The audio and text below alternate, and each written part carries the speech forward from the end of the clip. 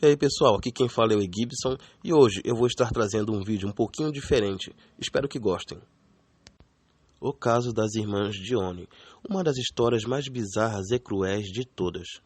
Elzire Dione entrou em trabalho de parto na noite do dia 18 de maio de 1934. Na época, ela acreditava que estava grávida de gêmeos, porém, com a ajuda de um médico e 2 parteiras, Elzire deu à luz a 5 meninas em Ontário, no Canadá. As irmãs foram as primeiras quintuplas a sobreviver ao parto.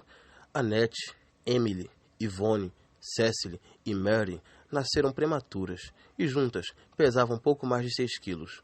Elas eram tão pequenas que cada uma cabia perfeitamente na palma da mão de uma pessoa adulta. Devido ao baixo peso das meninas, tanto Elzire quanto seu marido, Oliver, achavam que as crianças não permaneceriam vivas por muito tempo.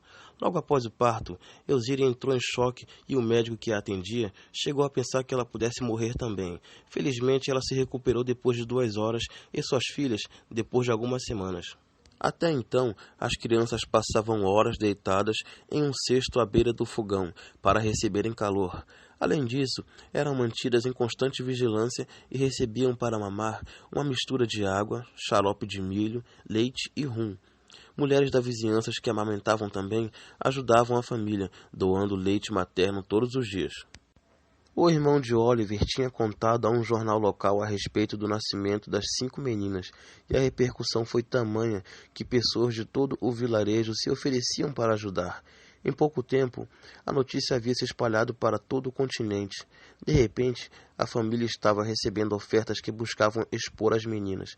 Conhecidas em todo o país, elas já eram chamadas de símbolo de força durante a Grande Depressão e também de crianças de circos. Oliver, que era um fazendeiro pobre, acabou fechando o negócio com a Feira Mundial de Chicago e topou exibir as filhas. No dia seguinte à assinatura do contrato, Oliver se arrependeu e cancelou a autorização, mas já era tarde demais. Alguns dias depois, quando as meninas tinham apenas 4 meses de idade, o governo de Ontário, alegando preocupação com o bem-estar delas, resolveu tirar a guarda dos pais. A medida, no entanto, só contribuiu para a exploração das meninas. Uma vez com a guarda das crianças, o governo percebeu que poderia obter lucro se utilizasse as garotas como atração turística. Por causa disso, a tutela que deveria ficar com o Estado por 2 anos acabou durando 9 anos, e durante esse tempo, as 5 irmãs geraram muito lucro ao governo. Assim que foram retiradas de sua família, as meninas foram encaminhadas a um complexo hospitalar, onde ficavam em vigia policial em um local cercado por arame farpado. Ainda que tivessem recebido boas condições de saúde e segurança, as garotas foram amplamente exploradas enquanto estiveram em tutela do governo. A coisa era tão bizarra que multidões se formavam na frente do hospital e, de tempos em tempos, enfermeiras pegavam as crianças no colo e as exibiam da sacada do hospital. Mais tarde, os visitantes tinham também a opção de ver as crianças mais de perto. Elas ficavam em um local cercado de vidro e, em 1937, mais de 3.000 pessoas já haviam gasto dinheiro para ver as quintuplas de pertinho. O número total de visitantes saltou para 3 milhões em 1943. De repente, as irmãs se tornaram uma atração canadense mais popular do que as cataratas do Niágara. Em 1963, as 5 irmãs escreveram uma autobiografia. Na obra, definiram esse período de exploração como uma espécie de carnaval no meio do nada. Durante 5 anos, a receita recebida por meio da exploração das meninas foi de 500 milhões de dólares canadenses, o suficiente para evitar que Ontário entrasse em uma crise ainda mais grave durante a Depressão. O pai das garotas não resistiu de conseguir algum lucro com o sucesso das filhas e decidiu abrir uma pequena loja de recordações. O fato é que as meninas cresceram longe do convívio familiar e foram exploradas como atração turísticas desde que eram bebês. Cecily chegou a declarar mais tarde que, antes mesmo de aprender a falar a palavra mãe, já falava a palavra doutor. As meninas ficaram tão populares durante os anos de exploração que nem mesmo empresas de publicidade e estúdios de Hollywood deixaram de aproveitar a história das irmãs. Entre 1936 e 1939, elas participaram de 3 filmes. As produções contavam a história de suas vidas e um curta produzido chegou a ser indicado ao Oscar. No meio publicitário, as irmãs foram usadas em propagandas de diversos produtos, cartões postais e revistas. Enquanto o mundo parecia conhecer as garotas a fundo, os pais das garotas mal tinham contato com elas. Cecily chegou a declarar que nem se lembrava de já ter conhecido seus pais. Enquanto isso, Elzire e Oliver brigavam judicialmente pela guarda das meninas, mas só conseguiram recuperar o direito de ficar com elas em 1943. A partir daí, as coisas pioraram. Na autobiografia escrita pelas irmãs, a residência dos pais é descrita por uma delas como a casa mais triste que já conheci.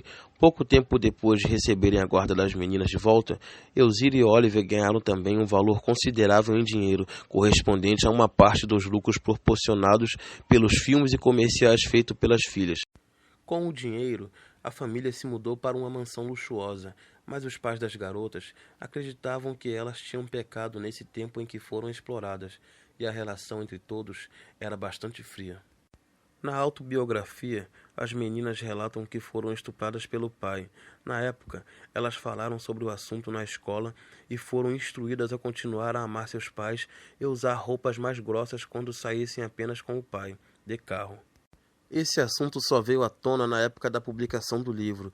Na ocasião, quando um apresentador de televisão falou sobre a obra, acabou completando: essas mulheres são completamente destruídas psicologicamente. De fato, as meninas tiveram uma história de vida completamente fora do comum e foram exploradas de maneiras diferentes, tanto pelo governo canadense quanto pela própria família.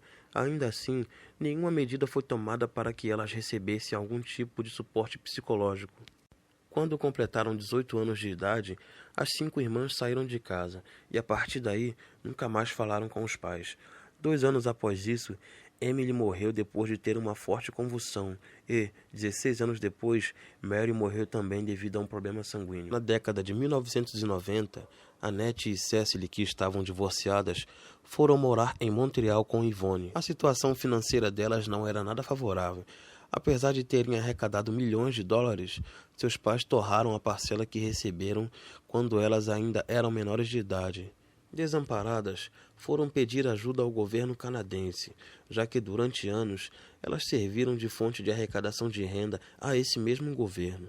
No final do acordo, elas passaram a receber 4.200 dólares por mês, como uma espécie de pensão vitalícia. O valor foi renegociado e, com a ajuda da pressão pública, o Estado foi sentenciado a pagar 2,8 milhões às 3, de uma só vez.